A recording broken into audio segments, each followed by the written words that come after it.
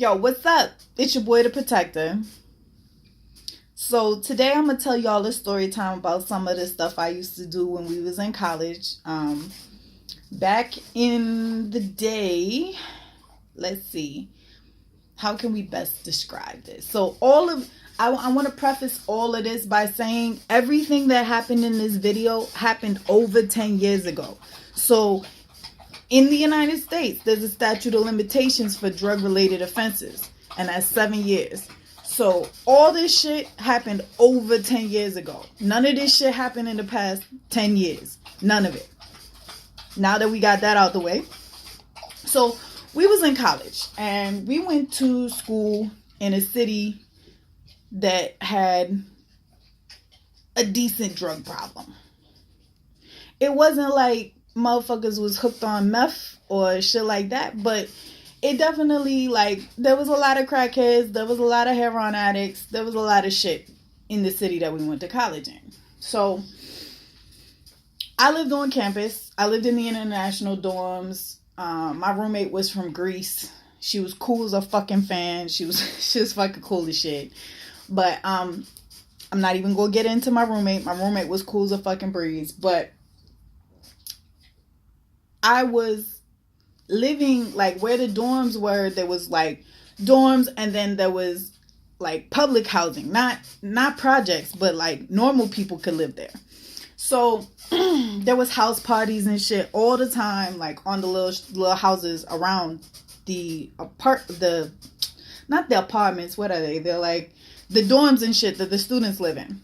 And the school that I went to, we had a culinary school dorm right next to our dorms. So I think this was probably maybe like the first or second week of school, I met this dude who was local to like where the school was. And I smoked weed back then even, like, so I talked to him and I was like, yo, I can move some shit, blah, blah, blah. He was like, all right, cool. So he fronted me like a half or some dumbass shit like that. I moved that shit. And he was like, oh shit, so you could really move some shit. I'm like, yeah, stick and move. You already know.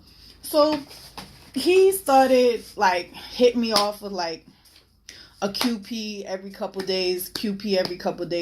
And then I went to this party where I met these two young cats, and they was young as fuck. I mean, granted, I was like 19 at the time, but these motherfuckers was like 15, 14, 16, some shit like that. But their dad was a kingpin. Their dad moved like all the fucking reefer, all the fucking coke in the city. He touched it. So when I met them, like, we got on and shit. We was cool. We was talking numbers, blah, blah, blah. He was like, man, I could hook you up. I could get you a peasy for like some short shit. I'm like, okay. So I met up with them the next day. We exchanged numbers and shit. I met up with him the next day. He introduced me to his pops. When they introduced me to their pops, like, I went into the apartment, because it was like an apartment right around the corner from where the dorms were. I went into the apartment, and I swear to God, there was like, them big ass fucking totes, like them big closed totes that motherfuckers be using to like move shit. Them shits was full of fucking reefer. They had fucking bundles and bundles and bundles and bundles of bud. Then he had another back room that had bundles and bundles and bundles of coke. So you already know, I'm knowing that I'm fucking with the real deal Holyfield. So of course I act appropriately. I don't act, oh my God, look at all this reefer. No, fuck that. So he asked me, he like, yo, how much can you move a week? And I'm like, I can move probably like a pound a week, no problem. Because at the time, I had a bunch of people who were coming to me and then they was reselling their shit. So like, I ain't give a fuck. Go ahead, get your money. Like, as long as I get mine, I don't give a fuck. But in any case, so he hit me off with the peasy or whatever. I moved that shit real quick. Then, like, some of the people I was partying with or whatever was asking me, yo, you got the Addies, you got the fucking coke, you got this, you got that. And I'm like, well, I don't know if I got it, but I could find it. It ain't no thing but a chicken wing. So I ended up being like I think I would call myself a narcotics liaison, because more or less what I did was I didn't normally have too much shit on me personally, but I always knew where to get what you needed. And because on college campuses, alcohol also is like a contraband type substance where like motherfuckers pay premium for that shit. I was selling alcohol and bud and coke.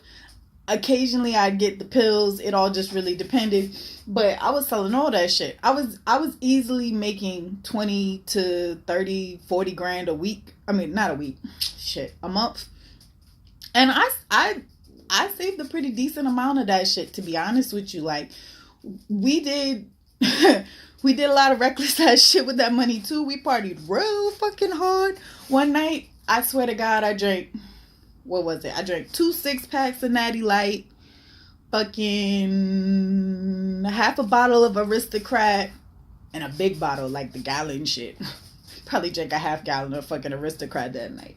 Like, I'm surprised, to be completely honest with you, that we ain't have like major alcohol poisoning during all of this period of time, because Z really had checked out completely. Like, she won't dare. Like, she just was like, fuck this shit, and she let me and Stella and fucking Mr. Smooth and Alejandra deal with shit. Because this is the other thing. At that time, Z had a homeboy in Cali who was a club promoter.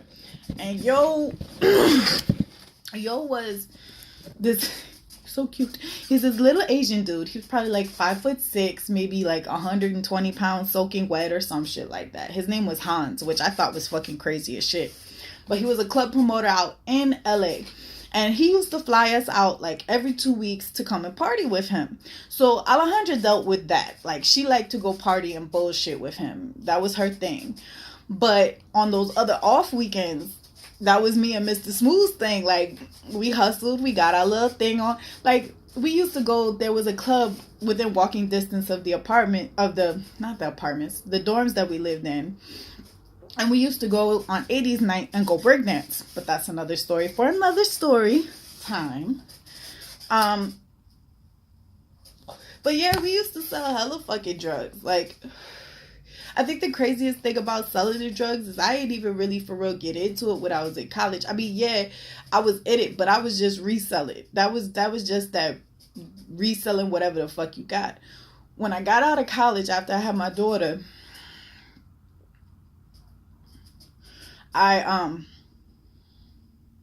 sorry, give me a second. After I had my daughter and I got out of college, I was doing other stuff. Like, I still sold bud, I sold edibles and shit like that. But, I had like 2 people I sold coke to. But everything else, like, it was just bud for real. And I had homeboys who used to sell that Ready Rock. I don't know what y'all call it. It's been called a lot of things, but most people just call it crack. But a lot of my homeboys who sold that Ready Rock, they didn't really, I don't want to say they don't know how to cook that shit. Anybody who has ever cooked crack cocaine understands that there is a process, there is a motherfucking vibe to it, there's a whole feeling to it, and you, just because you know the process, just because you know the steps, does not mean that the end product is going to be high quality. Even if you buy the Pyrex pot and buy all the little things and you follow all the instructions you find on the internet, it's not necessarily going to be high quality shit. So a lot of my homeboys would come to me to have me rock their shit up. And a lot of motherfuckers, when they cook crack, they use heat. I learned from an OG of mine that that's not the best way to cook crack. I'm not going to get into the best way to cook crack because there's a reason it's the best way to cook crack. But I will tell you this though. I used to cook that shit in my freezer. Yeah, I said it, my fucking freezer. I used to cook that shit in my motherfucking freezer. And motherfuckers would come like clockwork. My house never smelled like crack. My house never smelled like drugs. It never even smelled like bud, to be completely honest with you. When I blow motherfucking trees, like, winds, gusts, and in tornadoes and shit. So, in any case, they would come to me to cook their shit. So they would come drop off, like, you know, whatever they little ounce, 2 ounces, however many, whatever they need me to cook up, and come back in a couple hours, and I had that shit ready. And they'll always be like, yo, I don't know how the fuck you manage to cook crack in a house with a kid and it don't smell like a fucking crack house. I'm like, you worried about the wrong shit, my G. Is your heads coming back? Is your crackheads coming back? Because if they coming back, we doing the right thing, and that's all you need to worry about. These motherfuckers quit rocking their own shit all the way around the board. Like, just stopped.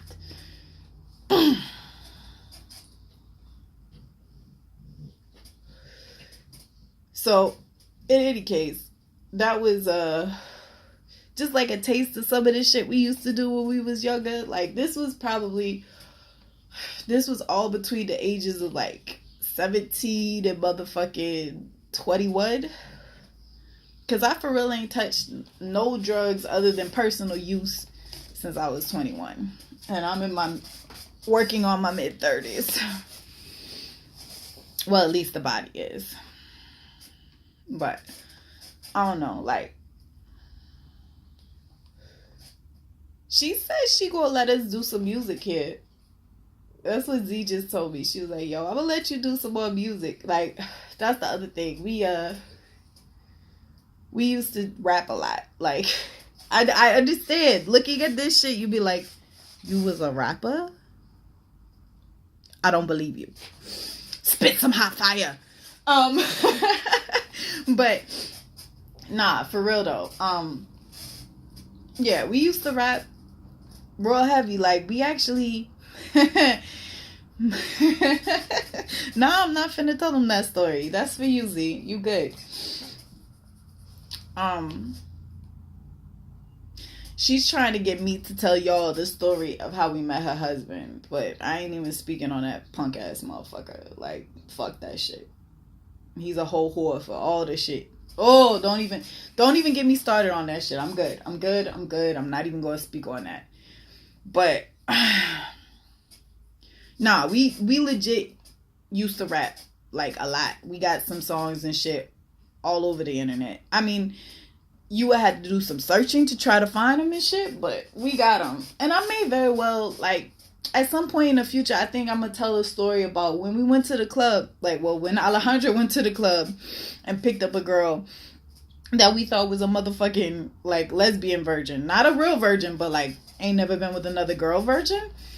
And found out that she was not.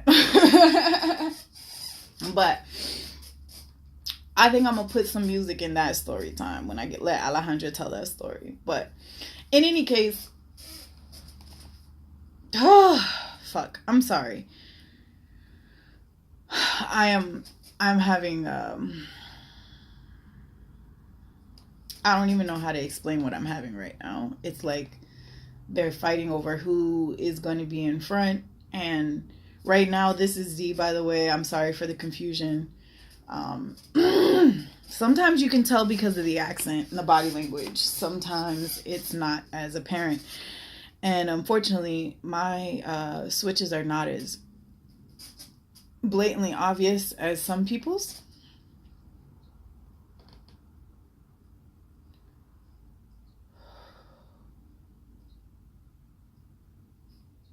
I